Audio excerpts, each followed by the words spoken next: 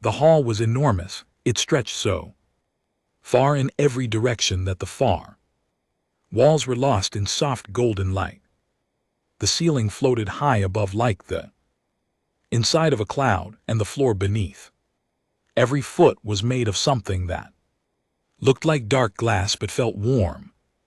When touched, everything aboard the Sovereign of the Vera was built to impress. It did its job well. Delegates from 19 different worlds stood in a long curved line along the center of the hall. They wore colors that had no names in any human language. Some of them were tall enough that their heads nearly brushed the hanging light fixture. Some had extra limbs folded neatly at their sides. One species shimmered faintly when they breathed, like light moving through water.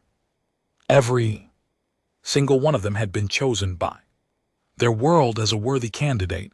Every single one of them had been prepared for this moment for months. At the very end of the line, barely noticed, stood a human, and his name was Ethan Cole. He was 32 years old, average height, with short brown hair and calm gray eyes that moved slowly around the room without landing too long on anything. He wore a plain dark suit that fit well but said nothing about the person inside it. He held his hands loosely in front of him. He did not fidget. He did not look nervous. He did not look excited either. He looked more than anything and like a man who had stood in rooms far worse than this one and come out the other side just fine. The other delegates had barely looked at him when the human group arrived. A few had glanced over with something close to pity. One, a tall, blue-skinned representative from the Orin worlds, had actually made a small sound under his breath that translated roughly to how sweet they brought one to. Nobody had said anything rude out loud. They were diplomats after all, but the feeling in the room was clear enough. The humans were here as a gesture, a kindness extended to a young species that had only recently been let through the door of the galactic community. Nobody expected anything to come of it. The ceremony was called the Caldera. It was one of the oldest traditions in Vero culture, older than their space travel, older than their written language. When a member of the royal line came of age, their body underwent a biological chain in thin golden filaments called resonance. Tendrils grew from just below the wrists. During the Kadara, the royal would walk slowly before the candidates and allow the tendrils to reach outward. The tendrils did not think. They did not decide. They simply responded. Wrath. Biology was built around the concept of resonance, the idea that some living things were fundamentally matched to one another on a level too deep for the mind to reach. The Caldera found that match, and it had never been wrong in 4,000 years of recorded Vera history. Princess Saravin entered the hall from a tall arched doorway at the far end, and the room changed the moment she walked in.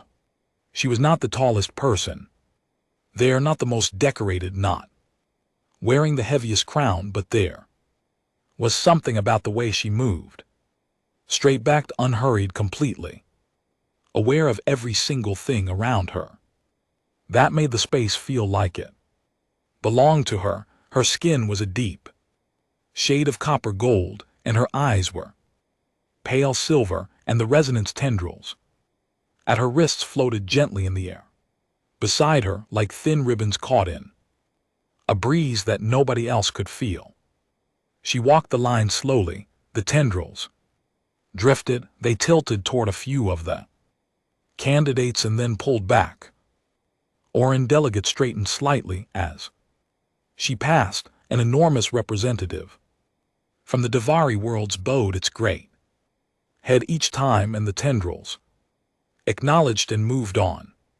The crowd watched in respectful silence. Elder Thavan, the princess's oldest advisor, stood to one side with his long hands folded, watching the tendrils with careful eyes. Saravan reached the human section of the line, and then something happened that nobody in that hall had ever seen before. The tendrils did not drift toward Ethan Cole, they snapped. Both of them at the same instant, he pulling hard toward him like they had been grabbed by something invisible and yanked forward. Servin stopped walking, her breath caught. The tendrils were straining so hard toward the human that her arms were being pulled slightly forward, and she had to plant her feet to keep her balance. A sound went through the hall. Not quite a gasp, not quite silence. Something in between. Ethan Cole looked down at the golden filaments pointing at his chest, then he looked up at the princess. Yes, his expression did not change. He gave her a single polite nod. Elder Thavan was across the floor in seconds. He spoke to Saravian in a low, tight voice, asking if she was all right, suggesting that perhaps the reading had been disrupted by the unusual mix of species in the room, recommending they pause and recalibrate. Saravan straightened her arms gently, pulling the tendrils back, and looked at her advisor with eyes that were completely steady. Run it again, she said simply, and they ran it again. 3 more times, with the hall cleared between each attempt. Every single time, the tendrils went straight to the human at the end of the line, faster and harder than they had with any candidate in recorded Vera history. The Caldara had spoken. Saravan walked back to Ethan Cole alone. The hall was very quiet. She stood in front of him and studied his face with the careful, searching look of someone trying to understand a puzzle that should not exist. He met her gaze without any difficulty. Up close, she noticed that his eyes were not just calm, they were watchful in a way that reminded her oddly of the security commanders who guarded her father's throne room. Not anxious, not aggressive, simply always on. I accept the result of the Chiara, she said. Her voice was clear and formal and carried to every corner of the hall. The bonding is declared. All right, Ethan said. He paused. I'll need to make a call first. She blinked. In 4,000 years of Vera bonding ceremonies, no chosen mate had ever said that. Behind her, Elder Thavan had already walked to the side of the hall and was speaking quietly but urgently to one of his young assistants. His instructions were simple: pull everything that existed on the human called Ethan Cole, his full record, his background, his history, everything. The assistant returned 40 minutes later with a thin folder. Elder Thavan looked down at it for a long moment, but then he looked up across the hall to where the human was standing near a window with a small communication device held to his ear, speaking to someone in a low voice. The folder was 3 pages long. For any individual with clearance to access galactic personnel records, 3 pages was not a file, it was a warning. Thanon closed the folder slowly, and for the first time in a very long while, he felt something he did not have a ready word for. It sat somewhere between concern and dread, and then it did not go away. The bonding voyage began 3 days after the ceremony. It was tradition. 60 days in neutral space aboard the Sovereign of the Varoth, where the chosen pair would live in proximity and allow the biological bond to grow naturally. The ship would travel slowly, stopping at quiet waypoints, hosting small form dinners, giving the two people at the center of all this time to simply exist near each other. It was a gentle tradition, a calm one, and it had always gone smoothly. The Veyroth court was not calm. The attendants whispered in hallways. The senior advisors held closed meetings that ran long into the night. Even the kitchen staff, who normally stayed completely removed from political matters, had opinions about the human walking their decks. Everyone aboard the ship had seen the ceremony.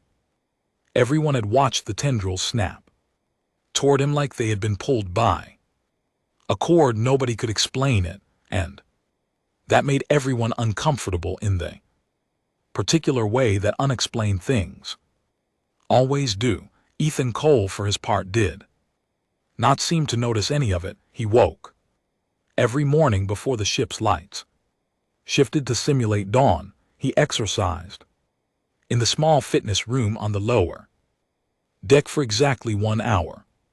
It was not the kind of exercise people did to look good or feel healthy. It was the kind that looked like preparation, like a person maintaining a machine that needed to stay ready. He ran, he lifted, he moved through a series of combat forms, slowly and without any wasted motion. One of the younger Vera guards watched through the door window once and afterward told his colleague that the human moved like something that had been built, not born. After exercise, Ethan ate breakfast alone. He had brought his own food in sealed containers, simple things, nothing fancy. He read paper books, real ones with worn covers and bent pages. When Sir Robin's attendant, a Dervis young woman named Liz, asked him one morning what he was reading, he held up the cover. It was a very old human book about a man who sailed alone across a large ocean. Liz did not know what an ocean was and was too embarrassed to ask. The formal meals were where things got interesting. Saravan sat at the head of the long dining table each evening with her court arranged around her. Ethan sat to her right, as was required by the bonding tradition. He was always on time, or always polite, always appropriately dressed. He listened more than he spoke. When he did speak, it was usually a question, a careful one, the kind that showed he had been paying close attention. He asked Elder Thone about the history of the Veyroth judicial system one evening and kept him talking for an hour without seeming to try.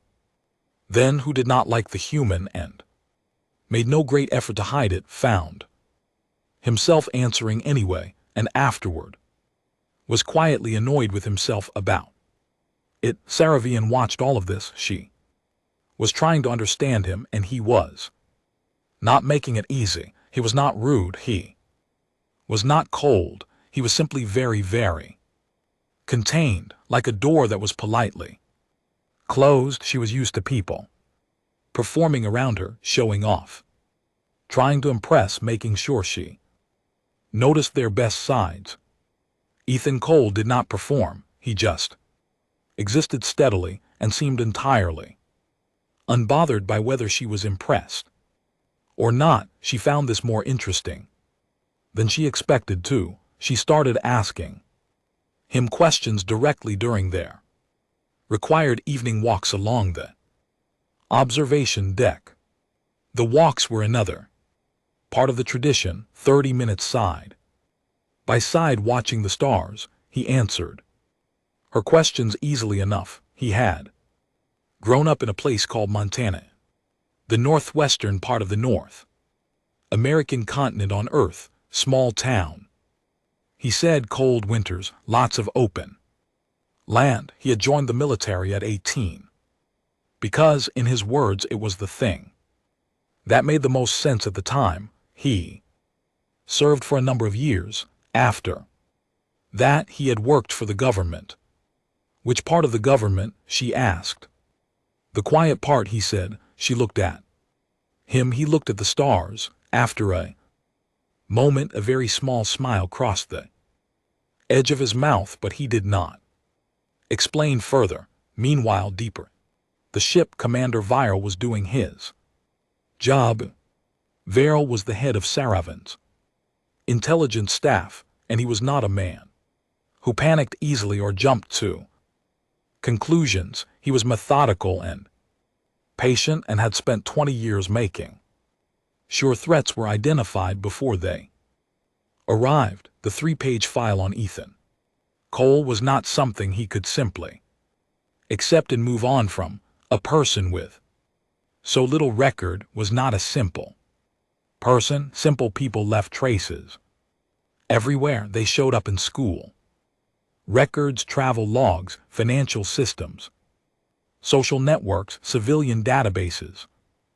Ethan Cole had some of these things, but not enough of them, and several of the ones he did have felt like they had been placed there rather than grown naturally.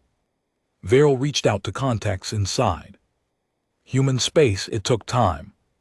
The humans were cooperative on the surface and deeply unhelpful underneath, which Viral noted was its own kind of information. What eventually came back was strange and incomplete and deeply unsettling in the specific way that partial information always is.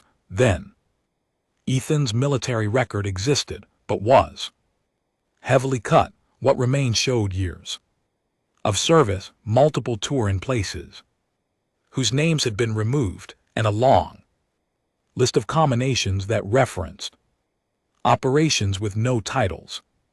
After his service, there was a gap of 6 years in which Ethan Cole did not appear in any record anywhere. Then he reappeared, listed as a civilian contractor with a department whose full name was also removed. Then most recently, a cultural liaison, and Viral sat with this for a long time. Separately, something else was happening that nobody on the ship knew about yet.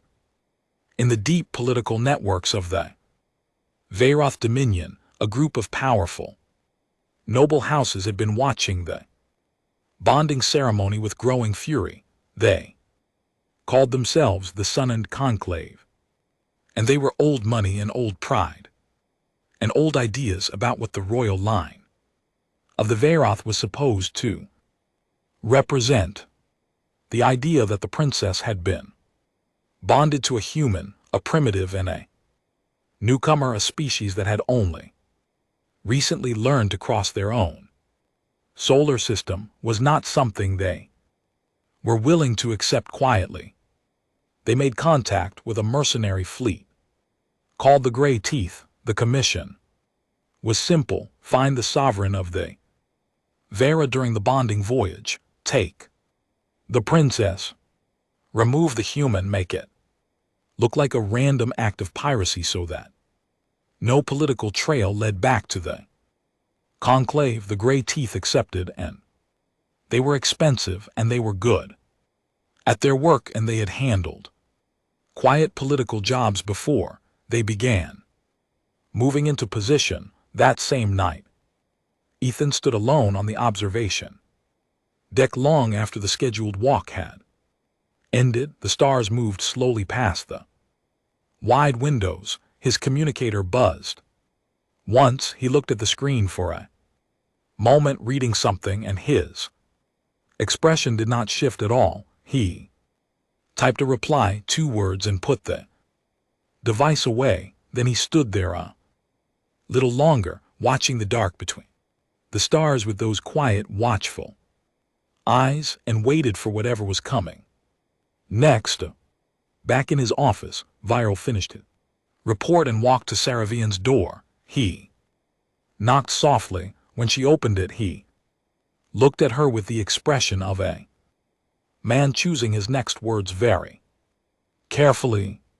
Your Highness, he said, the humans did not send a diplomat. I do not yet know what they sent. Saravan said nothing for a moment, and then she glanced down the corridor. Toward the humans' quarters, the door was closed, the light under it was still. Find out, she said quietly. The alarm did not come with sound, it came with light. Every corridor on the Sovereign of the Varoth turned a deep, steady red, the kind of red that did not blink or flash but simply stayed like a held breath. The ship's crew moved fast and without panic because they were trained well. But their faces said what? Their feet were trying not to show. No. This was not a drill. The readings on the navigation deck were real, and the 11 shapes that had just dropped out of faster than light travel and surrounded the ship in a tight siege formation were real, and the silence they were broadcasting on every open channel was the loudest kind of silence there was. Captain Orville stood at the center of the bridge and read the formation with experienced eyes. 11 ships mid-class, destroyers mostly, with 2 heavier vessels anchoring the flanks, did no markings on their hulls, gray painted, which told him everything he needed to know before the first transmission even came through. Gray teeth mercenaries, expensive ones. The transmission arrived 30 seconds later. The voice was flat and businesslike, the way the voice of someone who does violence for money usually is. The demands were clean and simple. Surrender the princess, release the human into their custody, cooperate fully, and no Varoth lives would be lost, and they had 1 hour to respond. Orville was already reaching for the diplomatic channel when the door to the bridge opened. Ethan Cole walked in. He was dressed the same as always, plain clothes, nothing remarkable. His hands were loose at his sides, and his gray eyes moved across the bridge displays in one long, slow sweep, reading everything in the room the way a person reads a familiar book, not searching, just confirming. But he looked at the formation map on the central screen for about 4 seconds. How many ships? He asked.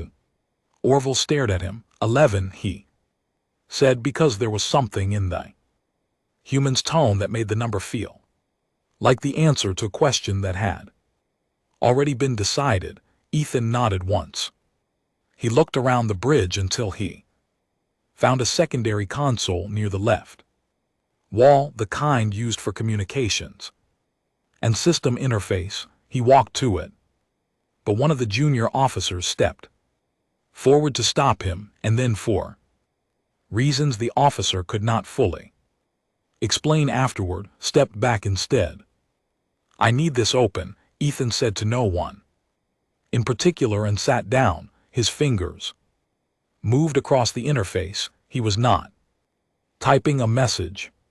He was doing something else, something that the nearest officer watched with increasing confusion, because none of the inputs Ethan was using matched any standard communication protocol in the Vera system manual. Then he opened a channel on a frequency that Commander Verrill, standing at the back of the bridge, did not recognize at all. Not a human frequency, not any frequency in the galactic registry. Something else entirely. He spoke 4 short sentences into it quietly and closed the channel. Then he sat back and waited. For 2 minutes nothing happened. The gray teeth ships held their positions. The bridge crew held their breath. Saravan, and who had arrived on the bridge 1 minute after Ethan, and stood now near the captain with her arms straight at her sides, watched the human at the console with eyes that were very still and very sharp. Then the gray teeth flagship went quiet, not destroyed, not damaged, quiet. Every energy reading from it flatlined at the same instant, as if something had reached inside the ship and gently turned off every system it had. No explosion, no debris, but just a ship that had been fully operational 30 seconds ago and was now completely dark, drifting. 3 minutes later, 2 destroyers on the left flank did the same thing. Then another one. The mercenary commander's voice came back on the channel, and the flatness was gone from it now.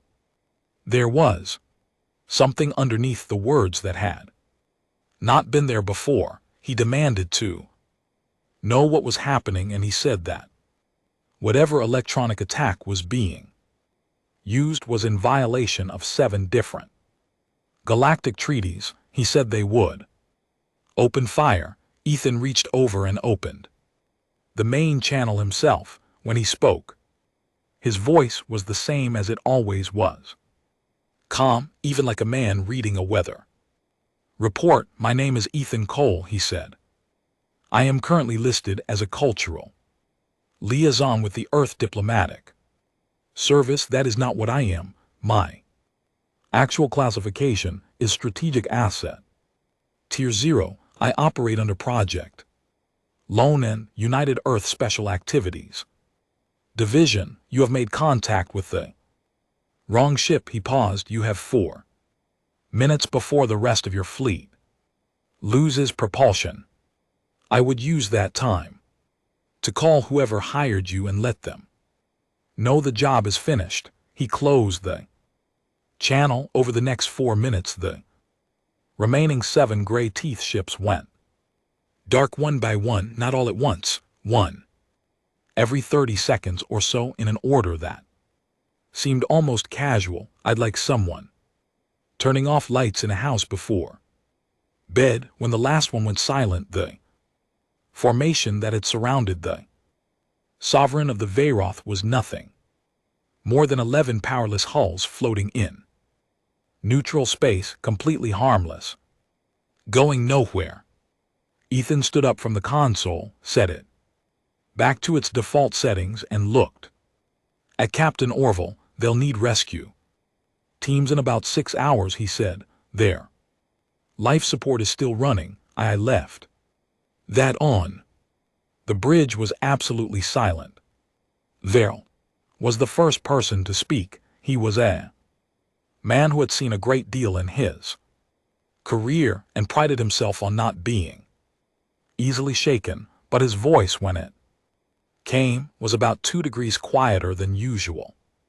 He asked Ethan what Project Lone Hand was. He asked what Tier 0 meant. He asked what frequency that had been.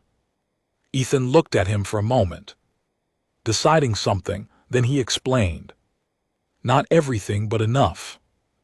Project Lone Hand was a program 10 years old, built by a group of human governments who had looked at the galaxy they were entering and understood one thing very clearly. The galaxy was full of civilizations that had been powerful for thousands of years, civilizations with massive fleets, ancient weapons, deep resources, and very little patience for small newcomers. Humanity had none of those things. What humanity did have was time, specifically the time they had spent in their own history of fighting each other, surviving each other, learning every method of warfare and sabotage and intelligence and disruption that one species could possibly develop over 10,000 years of very creative violence. Project Lone Hand had taken all of that learning and put it into a small number of people, modified them, trained them beyond what the word training usually meant. It gave them the ability to interface directly with any digital or energy-based system through physical contact or short-range broadcast, built them into something the galactic classification system had a category for, though it had never expected to find it in a single human body. The category was asymmetric mass disruption asset. It required by standard galactic Definition either a fleet or a superstructure to produce. Ethan Cole was one man. He thanked the captain again for the use of the console, asked if dinner was still being served, and walked toward the bridge door. Saravan had not moved from her spot near the wall. As he passed her, she said nothing but her resonance tendrils, which had never stirred outside of the Kildara ceremony in her life, were pressing silently against the inside of her sleeves, straining toward him as he walked by. She looked down at them for a long moment, and then she looked back up at the door he had just walked through, and she began very slowly to understand. The news traveled fast. By the time the sovereign of the Vairath sent its report back to the Dominion, the story had already moved ahead of it. Someone had leaked the bridge recordings, not the full version, just enough to show a single human sitting at a console and turning off 11 warships one by one like he was closing tabs on a screen. I'm enough to show him standing and asking calmly if dinner was still being served. Enough to hear him speak his actual classification into an open channel in a voice that carried no drama whatsoever, which somehow made it worse.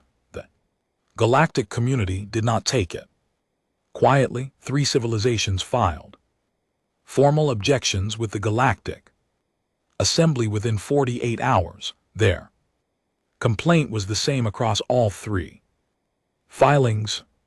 Earth had introduced a classified weapon into a diplomatic ceremony under false credentials.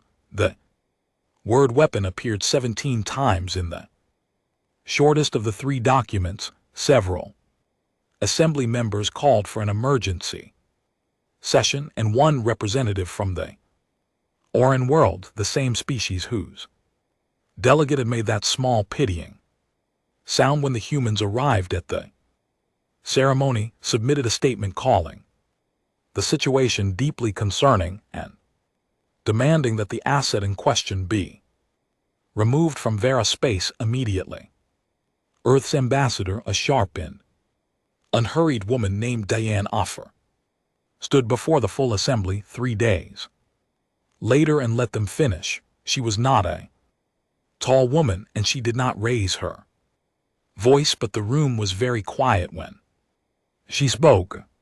She reminded the assembly that Earth had been invited into the galactic community 14 months ago. She reminded them that at the time of that invitation, several member civilizations had publicly described humanity as primitive, preemptive, and of limited strategic relevance. She reminded them that Earth had sent a delegation to the Kildara in good faith, as requested, and in that the delegation had been treated as a courtesy gesture rather than a serious presence. Then she paused. You invited us to the table, she said. You did not ask what we had learned to bring with us. She sat down. The room stayed quiet for a while after that. Back on the ship, the Sunder Conclave was collapsing, with the Grey Teeth fleet disabled and drifting. The mercenaries had very little reason to stay quiet about who had hired them. In the commission trail was short and not well hidden, because the Conclave had expected the job to be done cleanly and quickly, with nothing left to trace. Instead, they had 11 powerless ships full of mercenaries who were bored and unhappy and very willing to talk in exchange for comfortable rescue conditions. The noble houses involved began distancing themselves from each other almost immediately, each one pointing at the others, and in within a week the conclave had fractured so completely that it ceased to exist as a political body. Elder Thavan, who had opposed the bonding from the beginning, found himself in the difficult position of having to concede two things. Publicly, first, that the caldera had functioned correctly and that his suggestion of a calibration error had been wrong. Second, could that the individual the ceremony had selected had just single-handedly neutralized threat that would have required a full military escort to handle through conventional means. He made both concessions in a short written statement and did not elaborate. He was an old man, and he still did not like the situation. But he was honest enough to say when he had been wrong. The bonding voyage continued. It was quieter now in the way that things are quiet after something loud, and the crew had settled into a new kind of normal, where they were aware always of what Ethan Cole was, but had also spent enough days watching him eat breakfast alone and read his worn paper books that the awareness sat alongside something more ordinary. He was still the same man. He still exercised at the same time. Every morning he still asked Thon careful questions at dinner that kept the old man talking against his own intentions. Sir Robin spent more time with him now, not because the tradition required it, because she wanted to. They talked during the evening walks, and the walks had started running longer than 30 minutes without either of them commenting on it. She told him about her childhood growing up inside the enormous political machinery of the Dominion, learning the weight of every word before she learned the pleasure of it, understanding duty before she understood choice. He listened the way he did everything else, completely and without interruption, and she noticed that he never offered empty comfort or easy agreement. When he responded, it was always something real. He told her more about Montana, about the cold and the quiet, and the way the sky there was so large it made a person feel small in a way that was somehow good rather than frightening. About his mother, who had worked long hours and asked for nothing, and taught him mostly by example, and that the difference between strength and hardness was whether you could still feel things. He had joined the military young, he said, because he wanted to be useful and did not yet know any other way to be. And after she asked after the military, the 6 years with no record, what was that? He was quiet for a moment, watching the stars, becoming something else. He said there was something that took a long time and a lot of people, and was not always easy to live inside of. Afterward she looked at him. Do you regret it? He thought about that honestly, the way he thought about everything. No, he said finally, but I think about what it cost. That's different from regretting it. She understood that distinction. She had lived her whole life inside of it. Then he said something that stayed with her long after the walk ended, and he said that when the program was looking for people, they had not looked for the strongest or the fastest or the most aggressive. They had looked for people who could carry a very large weight without letting it change who they were. Underneath, the modification and the training would build the capability, but the core, the part that decided what the capability was for, had to already be there. Had to be something that could not be manufactured. Miser Raven thought about her resonance tendrils and what they reached for. The caldera did not read power. Every Veroth child was taught that.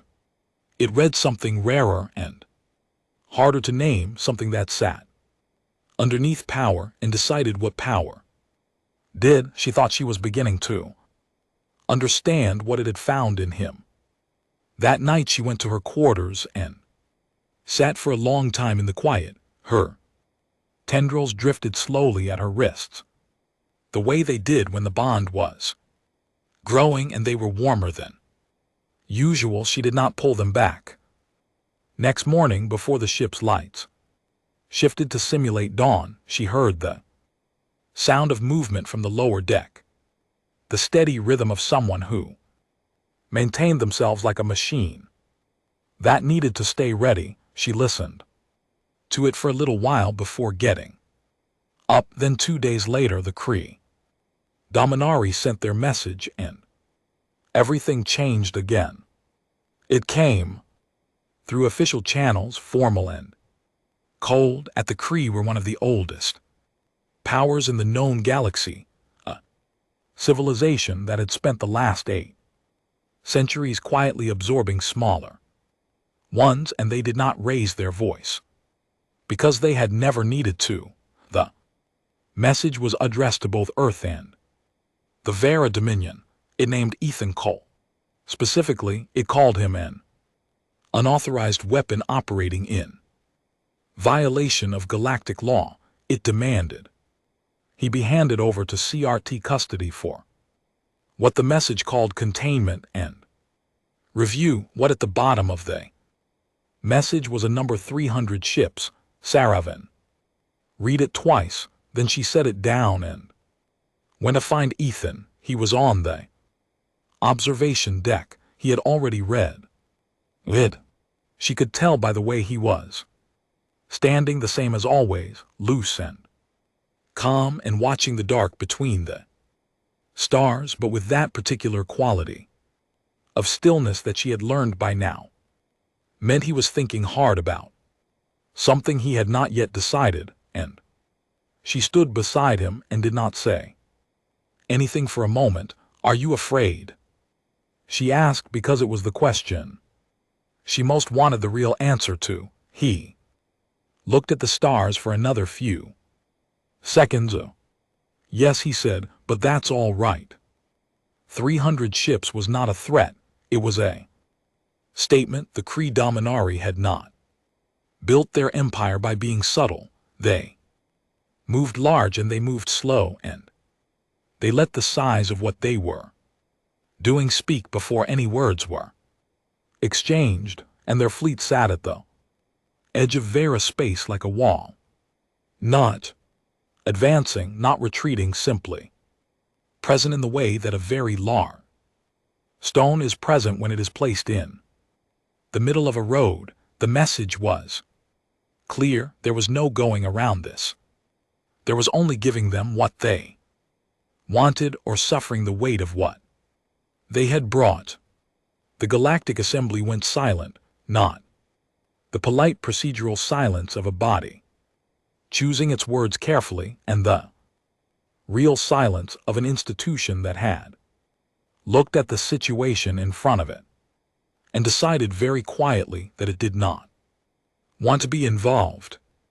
Several member civilizations sent private messages to both Earth and the Veroth Dominion, expressing sympathy and offering nothing else.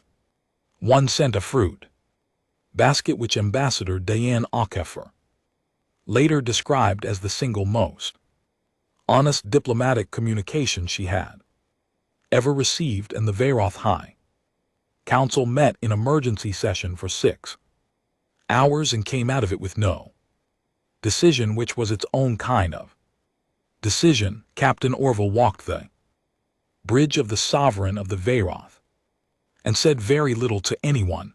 Elder Thavan sat in his quarters with the door closed. Ethan Cole spent the morning with Saravian. They did not talk about the fleet. They sat in the small garden room near the center of the ship, on the one that had been built to give Saravian a place of quiet during the long voyage, with its soft lighting and the low sound of water moving somewhere behind the walls. She had brought tea, a Veroth blend that tasted to him roughly like warm grass with good intentions. He drank it without complaint. They talked about small things, her favorite place in the Dominion capital, the name of the Dog he had owned as a boy, what he missed most about Montana when he was away from it. She took the bonding cord from the small case beside her chair. It was a thin braid of deep red and copper thread, soft and warm to the touch, the kind given between bonded pairs in Varoth tradition as a sign of permanence rather than ceremony. She had been holding on to it for 2 weeks, waiting for a moment that felt right. She held it out. He looked at it, then at her. She tied it carefully around his left wrist, her fingers steady. And when she was done, she did not let go of his hand right away. He looked down at it for a moment. "Thank you," he said, not dramatically, just quietly, the way he said everything that mattered. Then he got up, set down the cup of grass tea, and went to work. What happened over the next 72 hours was not a battle. There were no explosions, no fleets clashing, no single great moment of force meeting force. It was quieter than that, and in its own way, and far more unsettling too.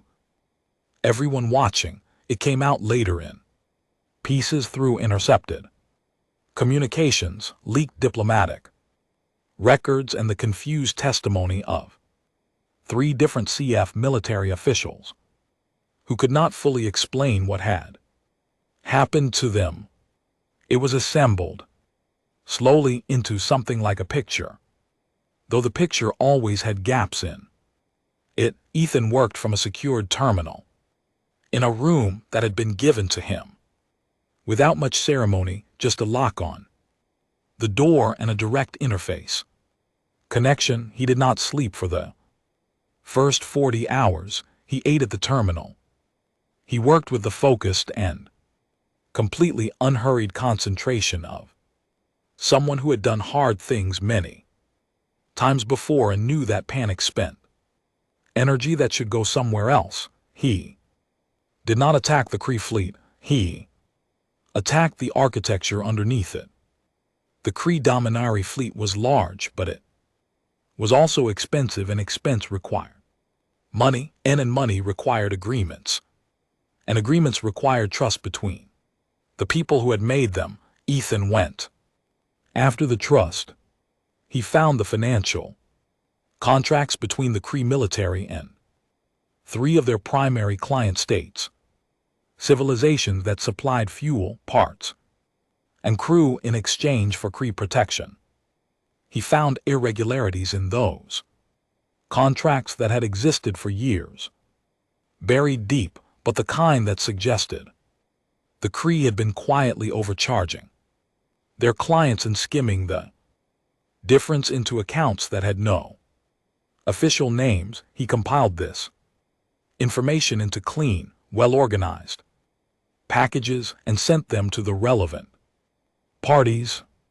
2 client states withdrew their support from the fleet operation within 20 hours. The third took another 12, but it got there. The fleet's fuel contracts were voided at the same time, and 2 evidence packages arrived on the personal terminals of 2 CF fleet admirals.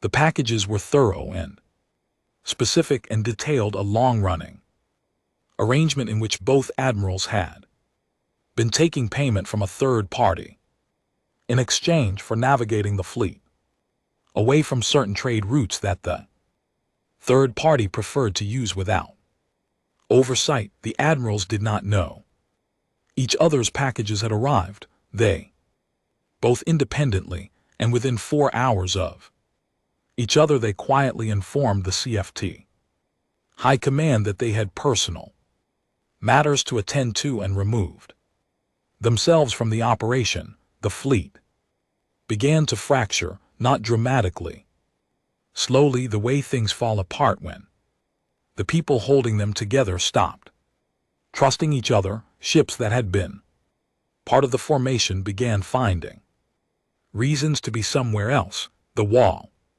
developed gaps. The gaps got wider.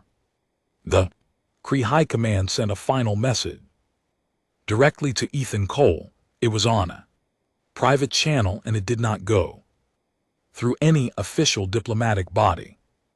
The tone of it was not the flat, cold tone of their first message. It was the tone of people who had expected to move an obstacle and had found that the obstacle had quietly disassembled the ground they were standing on. They told him he had made a powerful enemy. They told him this was not finished, and they told him that humanity was very small, and the galaxy was very large, and that he should think carefully about what he had started. His response came back in perfect Cree dialect, which the High Command had not expected and did not enjoy. "You picked the wrong species to make an example of," it read. "We have been making examples of ourselves for 10,000 years. You are not our first empire, and we are still here." The fleet withdrew. The Galactic Assembly are watching from its careful silence established a new classification category within the week. It sat at the crossing point between diplomatic, representative, and strategic deterrent, two things that had never needed to share a definition before. It had no formal name, unofficially. Within a year, most of the Assembly's working staff had started calling it the Earth classification because no other species had ever needed it. Sir Robin was crowned 3 months later. The ceremony was watched across dozens of worlds. She stood at the center of the great hall of the Dominion capital, straight and still, and carrying the weight of her people the way she always had, with grace and without complaint. The new crown was placed on her head by Elder Thune, who had the look of a man who had revised his opinions about several things and was still revising. Ethan stood to her right. He wore Vareth ceremonial clothes, and which fit him reasonably well, and which he was clearly not fully comfortable in, though he would never have said so. He stood straight, hands loose at his sides, gray eyes moving slowly and steadily around the room the way they always did. Bonding cord was still on his wrist. In a small cramped office in the state of Virginia, a tired man named Lou Greer watched the live broadcast on a screen. Propped on top of a filing cabinet, Lou was Ethan's handler. He had been doing this job for 11 years, and he had never once expected it to end with a live coronation broadcast, but very little about Ethan Cole had ever gone the expected way. He picked up his coffee cup and raised it at the screen. A young Vera diplomat standing near Commander Verrill at the back of the coronation hall leaned over and asked quietly what exactly Ethan Cole was. Verrill had been watching the human near the throne for a while already, and with the expression of a man who had asked himself the same question many times and arrived slowly at the only answer that fit. He was quiet for a moment. "He is what humans send," Verrill said, "when they want something to come back." The hall filled with sound. Coronation was complete. Saravian turned her head slightly and looked at the man beside her, and something passed between them that was not ceremony and not tradition, and did not need a name. Outside the ship there, the stars went on in every direction, enormous and indifferent and full of civilizations that were only now beginning to understand what had just walked among them. Humanity had arrived. It had arrived quietly in a plain dark suit, with a paper book under its arm and a 3-page file and eyes that missed nothing, and it was not leaving.